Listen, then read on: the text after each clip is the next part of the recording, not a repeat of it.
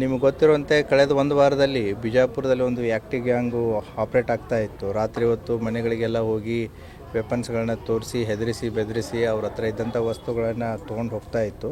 So 3 FIR ಆಗಿದೆ already ನಮ್ಮ ವಿಜಯಪುರ ಸಿಟಿಯಲ್ಲಿ. ಡಿಸೆಂಬರ್ 9ರಂದು 2 ಮತ್ತು ಮೊನ್ನೆ ಒಂದಾಗಿತ್ತು.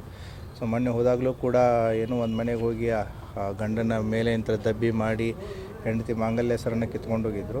ಸೊ ಪೊಲೀಸರು ಲಾಸ್ಟ್ 1 ವೀಕಿಂದ ಎಲ್ಲ ಕಡೆಯಿಂದ ಆಪ್ರೇಟ್ ಮಾಡ್ತಾಯಿದ್ರು. ನಿನ್ನೆ ರಾತ್ರಿ ದಿನ ಕನಕದಾಸ ಬಡಾವಣೆ ಏನಿದೆ ಅಲ್ಲಿ ಸೈಟ್ ಆಗಿದ್ದಾರೆ. ಅಲ್ಲಿ ಇದ್ದಂಥ ಮನೆಯವರು ಅಟೆಂಪ್ಟಿಗೆ ಪ್ರಯತ್ನ ಮಾಡಿದ್ದಾರೆ. ಅವರು ಕೂಗಾಡಿದಾದಮೇಲೆ ಪೊಲೀಸರಿಗೆ ಇಂಟಿಮೇಟ್ ಮಾಡಿದಾದಮೇಲೆ ಅಲ್ಲಿಂದ ಅಪ್ಸ್ಕೊಂಡಾಗಿ ಹೋಗಿದ್ದಾರೆ.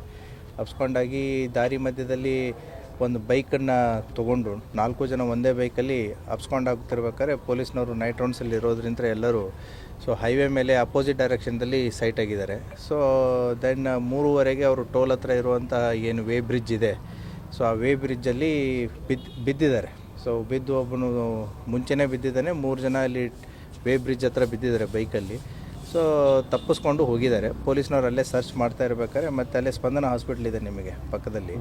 ಸೊ ಅಲ್ಲಿ ಒಬ್ಬನು ಬೆಳಗ್ಗೆ 5:15 ಸೈಟ್ ಆಗಿದ್ದಾನೆ ವಿತ್ ವೆಪನ್ನು. ಸೊ ಆವಾಗ ಪೊಲೀಸ್ನವರು ನಮ್ಮ CPI ಗೋಲ್ ಗುಂಬಜ್ ಮಲ್ಲಯ್ಯ ಮಠಪತಿ ಮತ್ತು ಮೊಹಮ್ಮದ್ ಗೋರಿ PSI ಗೋಲ್ ಗುಂಬಜು ಅವಾಗ ಗುಂಡು ಹಾರಿಸಿದ್ದಾರೆ. ಸೊ ಗುಂಡು ಹಾರಿಸಿದಾಗ ಅವಾಗ ಕತ್ಲಿರೋದ್ರಿಂದ ಅವನು ಅಲ್ಲಿ ಕಂಡು ಬಂದಿಲ್ಲ. ಸೊ ಮತ್ತೆ ಸರ್ಚ್ ಆಪ್ರೇಷನ್ ಕಂಟಿನ್ಯೂ ಇಟ್ಟಿದ್ದಾರೆ.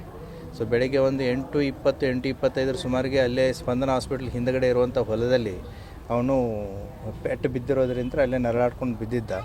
ಸೊ ಅವನನ್ನು ತಂದು ಈಗ ಹಾಸ್ಪಿಟ್ಲಿಗೆ ಅಡ್ಮಿಟ್ ಮಾಡಿದ್ದಾರೆ. ಈಸ್ ಕಂಡೀಷನ್ ಸ್ಟೇಬಲ್ ಇದೆ.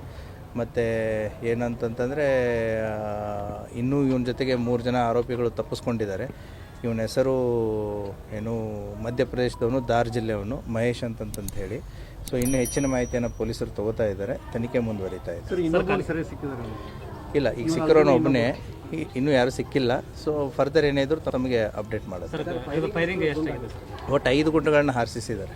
ಸೊ ಈಗ ಅದೇ ಡಾಕ್ಟರ್ ಚೆಕ್ ಮಾಡ್ತಾ ಇದ್ದಾರೆ. ಎಕ್ಸ್ರೇ ಅದು ಮಾಡಿ ಚೆಕ್ ಮಾಡ್ತಾರೆ. Thank you.